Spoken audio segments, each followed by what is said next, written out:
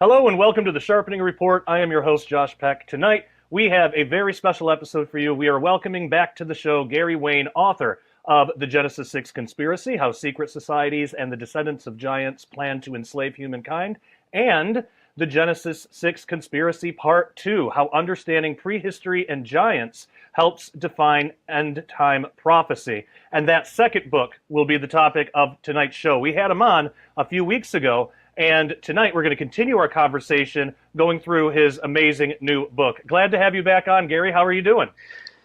Doing very well, and thank you for inviting me back to your show and getting so excited as we get closer to the actual receiving of the book. I was talking to the publisher last week, and in the process that happens today, it's got to go through a queue, then it goes through a queue at the printers, but it's actually being printed right now, so definitely going to be beating that March 12th release date by a fair bit. And I'm actually hoping, and I'm always optimistic, but within a couple of weeks I'll have books and all of the pre-orders, whether it's with me through my website or through Amazon or Barnes & Noble or wherever.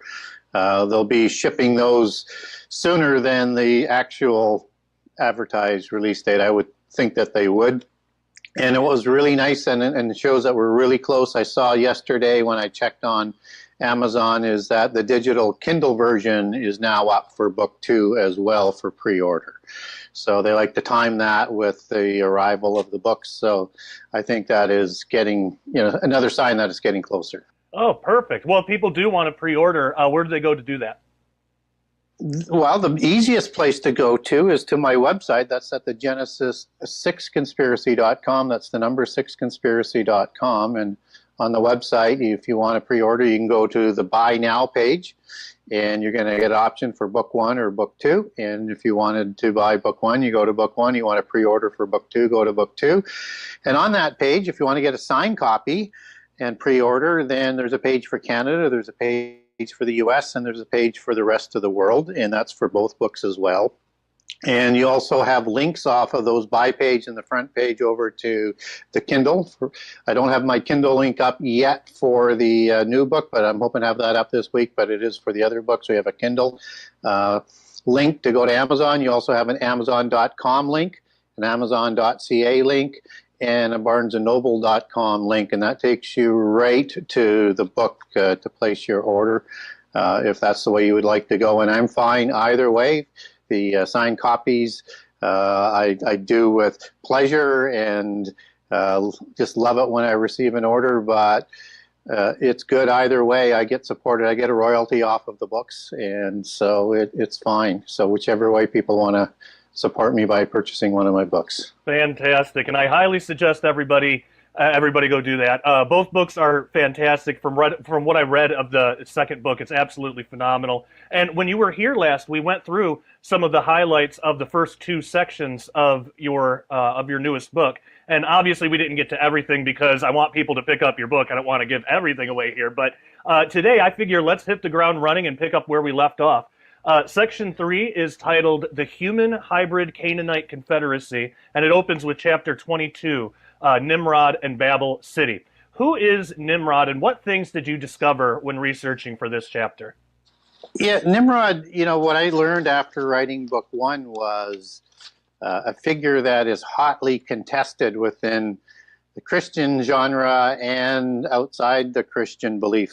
And similar kinds of a story for both. The occult versions or the polytheist versions can provide a lot more detail as to some of his exploits, because we get a very, very limited accounting of Nimrod as he's associated with Babel and the founder of Babel in Genesis 10 and Genesis 11, and that he's the one who leads the first rebellion after the flood. He's an Antichrist archetype figure for the end time.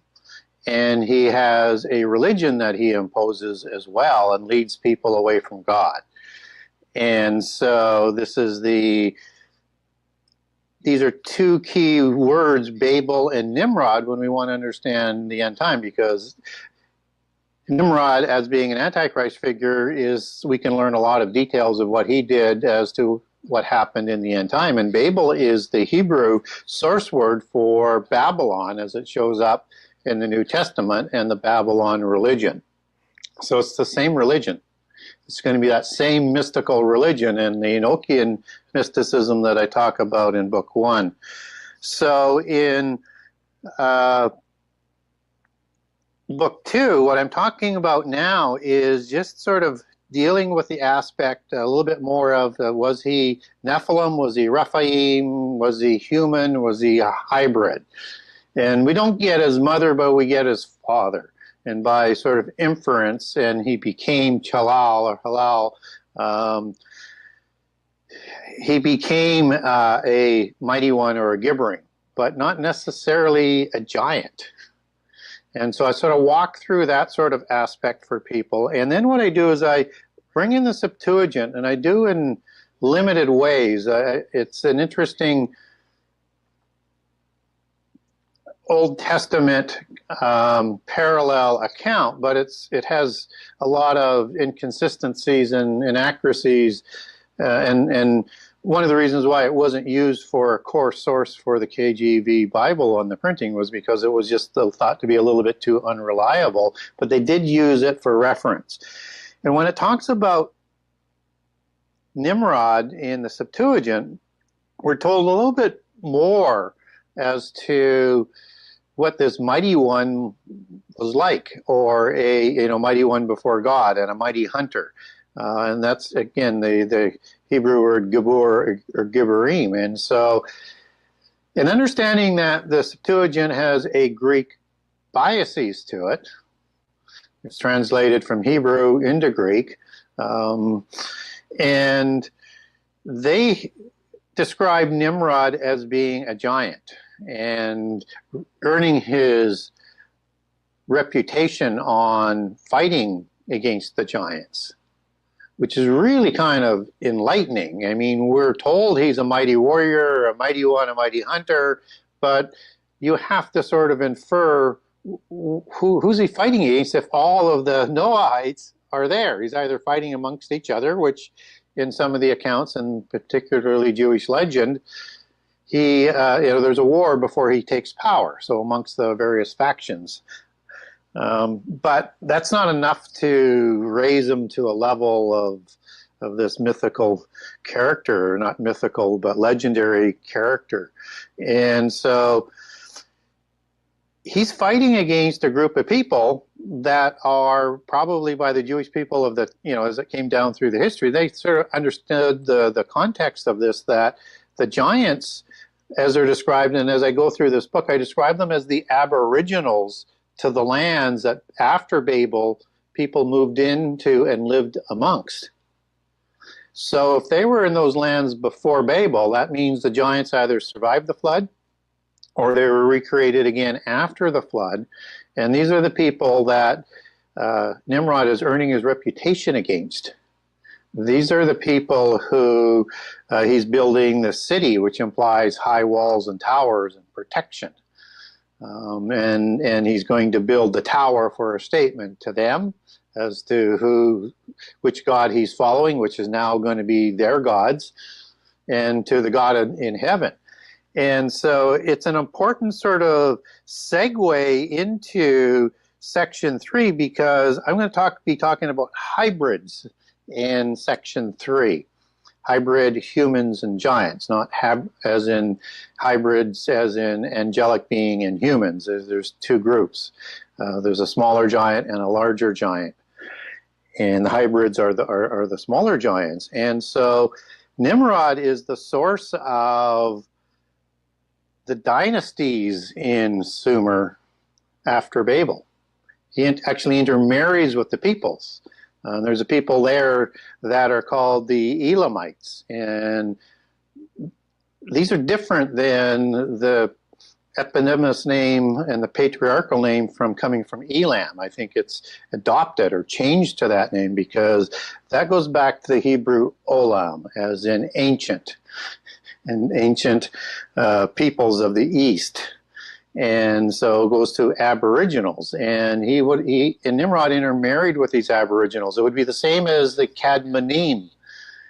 We would know them as the Cadmonites. It means Eastern and ancient. It would be probably the same groups of people as the Cadmonites that were settling in the Mesopotamian area. And he intermarries with daughters or females of these giants to create a hybrid dynasty. So as you get his dynasty that comes downstream, you have Nimrod, which is the Sumerian Enmerkar, and Murakar, depending on which language you're going to translate that from, and there's about 3 different spellings for it. And he's 3rd generation like Nimrod, and he has a Babel story around him in Sumeria as well, and I cover that off in the first book. But that's the dynasty that includes Uruk, as Erech, as is one of the cities that Nimrod founds. That's the city of Uruk of King Lugalbanda, meaning giant king, and part of the epic heroes of Uruk. And he is going to have a son through a female or a mother goddess, fertility goddess of Sumeria named Nin, and that's going to produce Gilgamesh. And so there's a succession, and it starts building that sort of succession of those giants that's going to go down to the War of Giants. In those various successions of the empires, and the War of Giants would be the Ur the 3rd dynasty that would take over the Lugalbanda Gilgamesh dynasty, but includes the same cities. And so we have that sort of interplay that's going on that's important for history and for the interaction of giants at that time and throughout our history with the giants. So I covered Nimrod in ways that haven't, I don't think, been discussed yet, and put it into a historical context and biblical chronology for after the flood that dovetails perfectly into the details of the Bible. And it sets up the hybrid nations, as he's probably one of the first ones to set up these hybrid nations. Yeah, definitely. And when looking at the Bible, Genesis is full of tribes, but there's not typically a lot of information about them. And you go through quite a few in your book. Let's start with the Anakim. Who are the Anakim, and what makes a patriarch-less nation unique? Yeah. And that's a perfect sort of distinction. So you see the word Anak in most of the English translations. You see Anakite, and I think one time there might be Anakim as it's translated. And so I am is typically the male plural in Hebrew. So Gibbor's the singular version, Gibborim is the male plural. Gibborah, 1369 versus 1368 of Gibbor, Gibborim is the female aspect. And you can denote that as a female denotion, as a gender, or you could as in action or in power. So when you see Gibbor transferred as mighty, or translated as mighty, like for the mighty strength of God, that would, you could translate that as Gibbor depending on how the application is. But typically when that power is being used, it's going to be a AH plural. So just a little bit of nuance on the words there. So Anakite, Anakim, they're in Hebrew it's basically Anaki, and transliterated with the plural as Anakim. And they are a nation that's not listed in the Table of Nations in 1 Chronicles or Genesis 10. And so what we're told is after the flood, that all of the nations descend out of the 70 patriarchs listed in Genesis 10 and 1 Chronicles, and also counted as the same number as the sons of Jacob born in Egypt.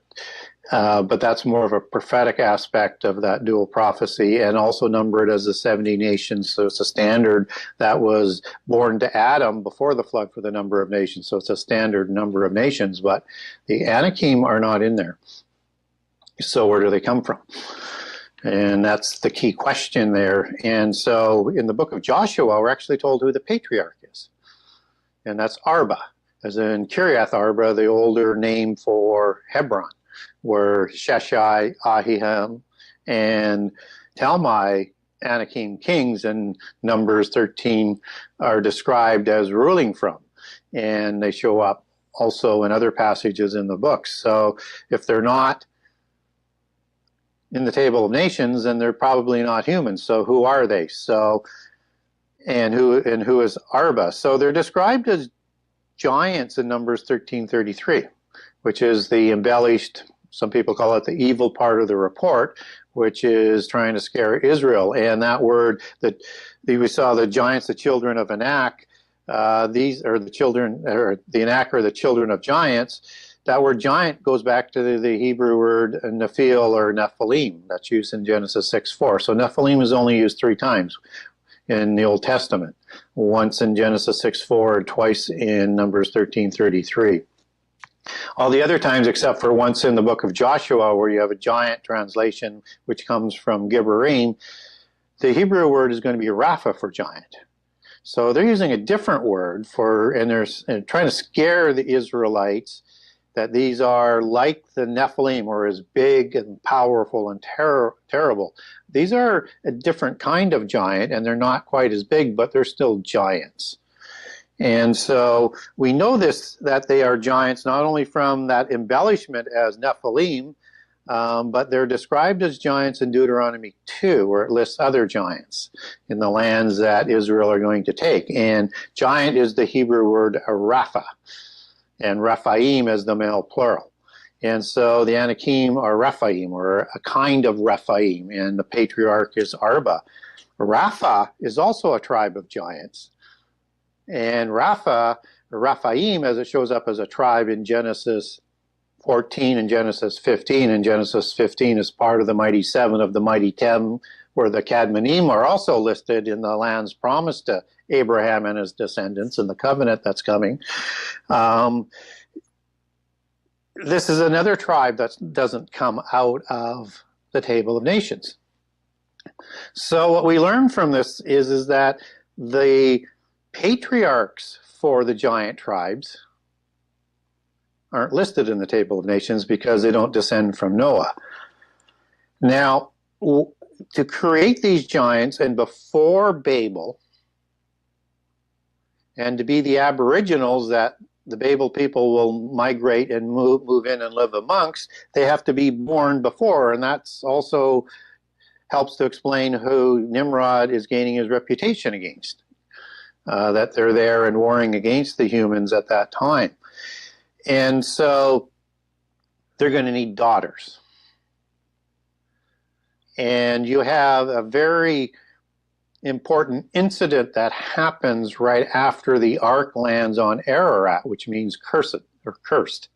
And it's named aptly for the curse of Ham, for, depending on how you want to translate that, violating Ham in a sexual way, and or his wife. I think it implies Ham based on the wording, but you could translate that either way. But there's a curse that is placed on Ham, but it doesn't pass on to Ham, and it doesn't pass on to most of his descendants, just one. It's Canaan. And so it's the Canaanites that are going to say, hey, we're not going to take this curse, and they're going to be the ones that are going to squat in the land with the Rephaim after Babel to intermarry with the giants. But more importantly, they're the ones who are going to provide the daughters to the gods ruling from the council of gods after the flood, the offspring gods, the Baalim, to provide daughters to these gods, and maybe even males to the female goddesses, because in the Ugaritic text, for example, it's not biblical, but they are the creators of the Rephaim. And they're doing fertility rituals to bring them back, because they've already gone to the pit prison for their crimes, just like their parents' God did before the flood, because they have a fertility issue. And so they're praying for not only Baal to come back, but also Ashtaroth. So it's the inference is they would like both of them to create giants, because their numbers are dwindling, and that both of them produced giants. So you would presume then that Canaan provided sons and daughters by that inference. And that's how the Rephaim show up after the flood from a second incursion. And so in the Table of Nations, we get the Canaanites listed. There's 12 tribes, but only 3 have a patriarch. That's Canaan, Sidon, and Heth. The rest are a family or a name, and you get like the Amorites, you get the Hivites, you get the Archites, the Sinites, but they don't get a patriarch for them. And they're the only 9 in the 70 that don't have a patriarch. That's very odd. And that Hebrew word is like mishpacha, which can mean a family, yes, but a family is in a kind of being, as in a species. So this is a different kind of patriarch that's a different kind of species than what Heth or Sidon are. And by implication, Canaan, Sidon, and Heth, from what I said before, likely intermarried with female giants as well to create their hybrid nation, hybrid Rephaim. So now you got those ones being listed as hybrids because they have a patriarch that comes from Noah, but the females that intermarried with the male gods, they're not listed because they have a patriarchal Rephaim, and that they're going to take their name eponymously or named after to sort of reflect part of that. So like Jebus or Yebus would be the patriarch for the Jebusites that controlled Jerusalem up till the time of King David. And so you can trace through different methodologies the patriarchal name of that giant that started those 9 patriarchless tribes. And so the Canaanites and the Amorites are described as hybrids in other nations. They have names for them, and one of the names comes out of two different sources out of the Egyptian records, including the execration text, as the Shazu. And what they show amongst the Shazu is that they lived amongst the Ayakim, or the Ayaki, which is just sort of putting a different order of the suffix of the plural. This is the Anakim, and these are kings. But you have Amorite and Canaanite kings living also amongst the Anakim giants, as they're sort of understood in the execration text. And so they were 7 to 9 feet tall, the hybrid giant humans. And so where you have those patriarchless giants, or tribes, those are the hybrids of Canaan that were living in the land amongst various tribes of the Rephaim. And we get an example of this happening in terms of what Nimrod would have done, or what Canaan, Seth and, not Seth, but Heth and Sidon did, as well as their daughters, with an incident that's outside of the Table of Nations and almost like an addendum to it. It's included at the end of the Table of Nations in First Chronicles, but it is also shown in Genesis and Genesis 36. It's with the Dukes of Seir, the Horim of Seir. We know Horim are giants from, again, Deuteronomy 2, where it says they're giants, and that's Repha, singular, Rephaim, plural. And so Seir is one of these dukes. He's not the patriarch. And I explain who the patriarch of the Horim are in the Bible, in my book as well. But Seir has a daughter as a giant, and it's a purebred Horim giant named Timnah. And Timnah marries Eliphaz, daughter of Eliphaz, son of Esau, brother to Jacob. And so you have a new dynasty here started with a rare female giant, and that's the source to their fertility issue after the flood, is that they can't produce enough females. And so in the occult and in the royal mythos, if you're going to start a new dynasty, you need a pure-blood fairy matriarchal bloodline to intermarry with another powerful, what they would call dragon bloodline, but in this case, even better for them, a bloodline that comes from Abraham linked to the covenant. And so that word duke is the Hebrew word aleph. which is the term that connects into the elf or the fairy matriarchal bloodlines. And there'll be 12 of these tribes that come out of Edom. That's the rival to the 12 tribes of Israel from the polytheist version. So we need to understand that there's two different kinds of giants. And what I do in the first two chapters of section 3 is start to explain that concept in detail so that we can then get into looking at each of the patriarchless tribes, how we know who the patriarch is, where they lived, and how they're going to impact Israel. Yeah, absolutely. Man, and it's so fascinating that when we read just through the Bible and just get these names, that there's actually like a rich history of what all of these are. And I think you, more than anybody else, has done just such an excellent job of pulling all that information together into something that's easy to understand and comprehensive for the rest of us. We have so much more to talk about in the members only section, specifically the post-Diluvian Rephaim world order. And for all of you out there, Gary mentioned something about an elven bloodline. We're going to have to ask Gary about that. So if you want full access, head on over right now to dailyrenegade.com and get a membership. It's only $10 a month or $100 a year. And I suggest getting the year if you can, because it's cheaper in the long run. You essentially get 2 months for free. That is dailyrenegade.com, where members also get early access to all of our videos, and we will continue the conversation over there. Also, for people watching, we have scheduled 2 more interviews with Gary in the next couple of months to go through some more of his books. So make sure you subscribe to this channel, click the bell so you can turn on all notifications so you'll be made aware when we do that. And yes, again, we will continue the conversation over at Daily Renegade.